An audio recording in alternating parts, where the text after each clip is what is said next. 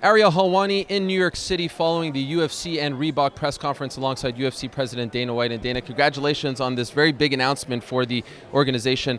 Tell us first things first, how did this all come about? Where did the idea to do something like this start? Well, you know we've always been talking about having some type of uniform system. Then 2 years ago, it's probably 2 years ago in that ballpark, Swizz Beats started talking to us about Reebok and wanted to make the introduction. And we flew out to Boston. We met with these guys. We really liked them. and the thing that's really amazing about this deal is Reebok has devoted they built an entire department to work on, the right kind of gear to train in. And the way that the sport has evolved over the last several years, you're going to see it happen now with the apparel, just like it did in football. Nike, Under Armour, and all those companies that helped the apparel for training and for playing in other sports like running or football and baseball, etc. Why did you feel like this had to happen for the organization? Well, it's every year. I say this to you every year and everybody else. We take this thing to the next level every year, and this is just another step in the evolution and the process of getting this thing to where we want to get it. So let's talk about some of the details. 6-year deal. Yep. You won't disclose the amount of the deal, right? Well, let me put it to you this way. It's the largest non-broadcast deal we've ever done. And if you look at some of our sponsors, we've got some pretty big sponsors and we've done some pretty big deals. This is the biggest by far. Does it rival some of the broadcast deals? Is it close? Yeah, it does. It does rival some of our broadcast deals, yeah. Okay, and you say that all the money, all the revenue is going to the fighters. Now, what does that mean? I mean, I'm assuming UFC will make money off of it as well. So how do you divvy that up? UFC won't make a dime off this. A dime? Not one penny. So what's in it for you? This is... We're looking at this thing long term, okay. Not a short term 6-year money grab or anything like this. It's a long term play for us, and we're giving all the money to the fighters. So and you say that the champion gets X amount, the 1 through 5 gets another amount, 6 through 10, and then 11 through 15, and then unranked. The rankings have been a very big issue in our sport, right? Some believe that the wrong people are doing the ranking. There's some controversies. That's a lot of stock to put in those rankings now. I mean, they become a lot more important than just some numbers on a screen. No, you're absolutely right. And I'm looking for a smaller group of people to be involved in the rankings. I want legitimate guys that I know are very credible and ethical, and we're gonna work on that. You're gonna change it up a little bit. Yeah. Listen, I'm all about fair. I want what is fair for everybody. And the other thing, when you look at the deal and getting the fighters all the money and getting involved in this thing, a fighter can go out this Saturday and fight and have a set of sponsors. Can go out 2 months later and have a completely different set of sponsors. You've seen it happen many times. Sure. With Reebok, every time they step in there, they're getting paid.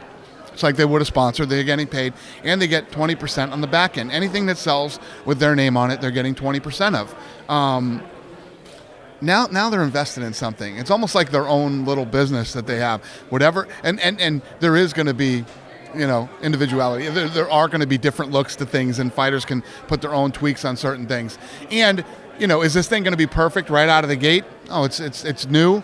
It's going to be a work in progress, but it's definitely a step in the right direction. So to play devil's advocate, I've talked to some of the fighters. I mean, this has been kind of rumored. And it's not so much the champions. It's kind of the up-and-comers who say, well, I can't get, X amount for this, clothing line, and I won't get any of that anymore. What do you say to those fighters who are concerned that they won't get that revenue anymore? I guarantee you the up-and-comers and the guys who are walking in the door the first time, this is more money than they would have got. Really? Yeah, it's more money than they would have got anyway, and it's guaranteed money.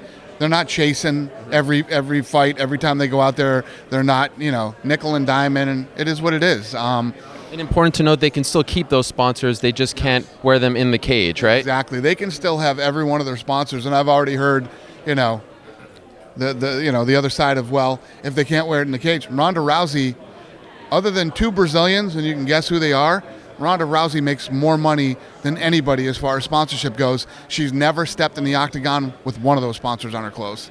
Banners are no more? Thank God. Okay? The one thing They used to make me sick to my stomach when these guys would go up there and put those banners down. I always hated it, but I never stopped it because I wouldn't take the money away from the guys if I couldn't supplement the money, and now we can. What about like fight week without a press conference or the workouts? Or can they still wear their stuff, or it has to be Reebok because they're officially on fight week? Listen, everything fight related is going to be Reebok, and once this thing gets rolling, that's what these guys are going to want to do anyway. When you have your own stuff and your own, it's got your own personal feel to it. You're getting paid, and all that. That's what the fighters are going to want to do anyway. And when if a fighter says, okay, they have to be a part of this deal, that's part of the contract, right? There's no if someone has an existing deal with like a Nike or something, they still must obey this deal, right? They always did anyway. Look at George St. Pierre. Yeah. George St. Pierre's been with Under Armour for years. He's never walked into the octagon once with Under Armour on. Right.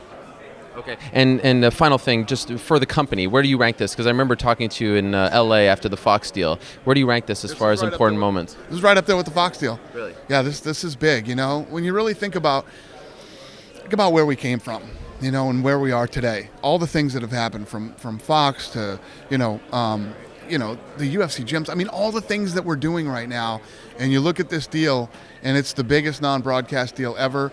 All the money goes to the fighters. I think that the evolution of training and training gear for these guys is going to change. We're looking at some cool stuff. We're also, I'll tell you this too. We're also looking on. This last year was crazy with all the injuries. We're building a new headquarters right now in Las Vegas. We're building this huge campus, and we're also we're building a big gym there, like a gym for our employees and fighters when they come. But we're also going to build like a rehab center. Oh, wow. We're going to have a rehab center there for fighters, and so we're really getting into all this preventative training better, all this stuff. So this is just another part of our evolution that we've been in since we bought this thing. Thank you for the time, and congrats again on the deal. Thanks, buddy.